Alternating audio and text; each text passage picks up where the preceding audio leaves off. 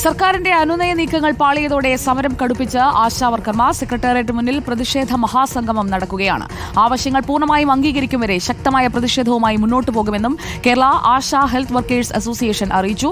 വിവരങ്ങളുമായി ആദിൽ പാലോട് നമുക്കൊപ്പം. ആദിൽ പാലോട്, സമരക്കാർക്കൊപ്പം ഇക്കഴിഞ്ഞ ദിവസങ്ങളിലെല്ലാം നമ്മളും തുടരുകയായിരുന്നു. അവരുടെ ആവശ്യങ്ങളിൽ ചിലത് പരിഹരിച്ചു, എന്നാൽ പൂർണ്ണമായ ഉറപ്പ് അത് ഓണറേറിയം വർദ്ധിപ്പിക്കുന്ന കാര്യത്തിൽ ഒരു നീക്കുപോക്കും ഉണ്ടാകാത്ത സാഹചര്യത്തിൽ മഹാസംഗമത്തിലേക്ക് എത്തിയിരിക്കുകയാണോ ആശാ വർക്കേഴ്സ്? എന്തെങ്കിലും ചർച്ചകൾക്ക് സാധ്യതയുണ്ടോ?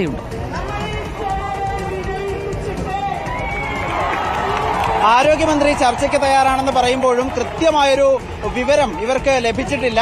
ഏതായാലും സമരം തുടരുകയാണ്.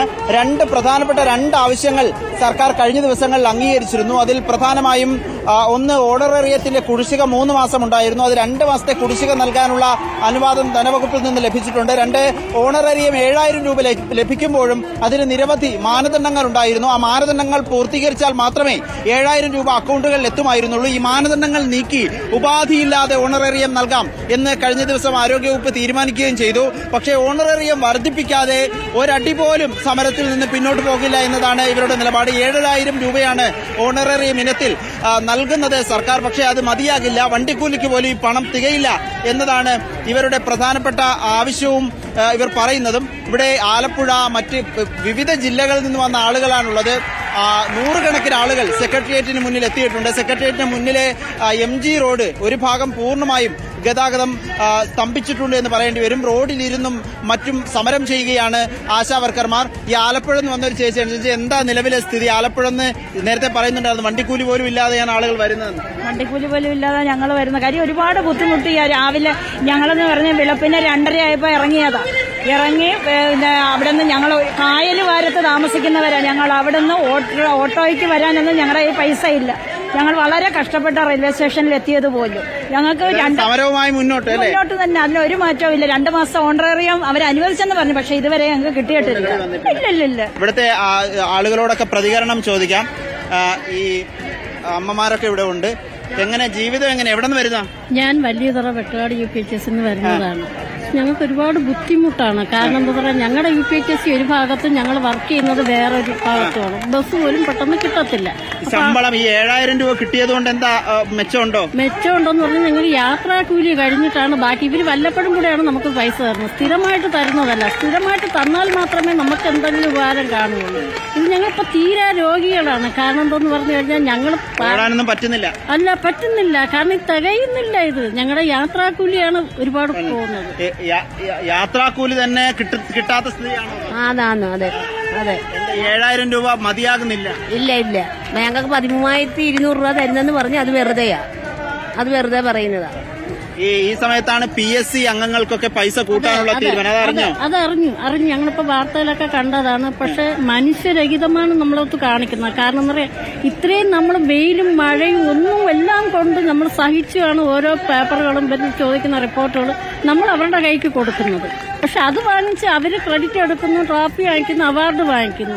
ഈ താഴെത്തട്ടിലുള്ള ആശമാരെ ഒരു പട്ടിക്ക് തുല്യമായിട്ടാണ് അവർ പരിഗണിക്കുന്നത്.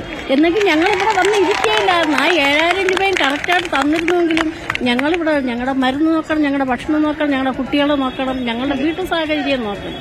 ഒന്നുമില്ലാതെ പക്ഷെ ഞങ്ങൾക്ക് നല്ല തൃപ്തിയുണ്ട്. കാരണം ജനങ്ങളുടെ ഇടയിൽ താമസിക്കുമ്പോൾ അവിടെ എല്ലാവർക്കും ജനസമ്പർക്കം ആശാക്കി മാത്രമേ. വളരെ പ്രധാനപ്പെട്ട കാര്യമാണ് സുജയ. നമുക്കിവിടെ കാണാം, ഒരു കടല് പോലെ ആളുകൾ ഇവിടെ എത്തിയിട്ടുണ്ട്. ആശാ വർക്കർമാരെ നമുക്കിവിടെ കാണാൻ കഴിയുന്നുണ്ട്. ആലപ്പുഴയിൽ നിന്നും കോട്ടയത്ത് നിന്നും സംസ്ഥാനത്തിന്റെ വിവിധ ജില്ലകളിൽ നിന്ന് ഇവിടെ എത്തിച്ചേർന്നവരാണ്. അവർക്ക് പ്രധാനമായും വണ്ടിക്കൂലി പോലും ഇല്ലാതെ കടം വാങ്ങിയും മറ്റും ഇവിടെ എത്തിയവരാണ്. അവരുടെ ദുരിതം അത് ന്യായമാണ്, അവരുടെ ആവശ്യം ന്യായമാണെന്ന കാര്യത്തിൽ സംശയമില്ല.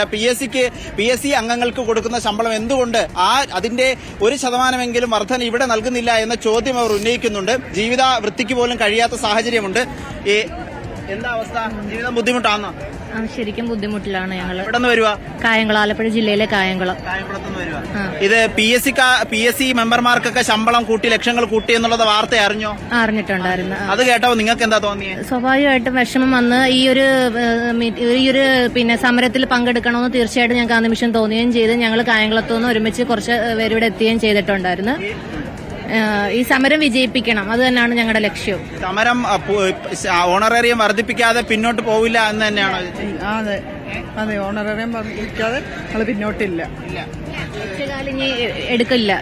വിജയം കണ്ടിട്ടേ മാറുള്ളൂ. സർക്കാർ ഈ സാധാരണ ഈ ആശാവർക്കർമാരെ എന്തുകൊണ്ട് പരിഗണിക്കുന്നില്ല എന്ന ചോദ്യമുണ്ട്. ഏതായാലും സമരം തുടരുകയാണ്. അല്പം മുൻപാണ് ഈ സമരം തുടങ്ങിയത്, ഔദ്യോഗികമായി തുടങ്ങിയത്. മഹാസംഗമം എന്ന പേരിലാണ് ആശാമാരുടെ സംഗമം, പ്രതിഷേധം ഇപ്പോൾ സെക്രട്ടേറിയറ്റിൽ തുടരുന്നത്. 11 ദിവസമായി ഇവർ സമരം നടത്തുകയാണ് ഇവിടെ.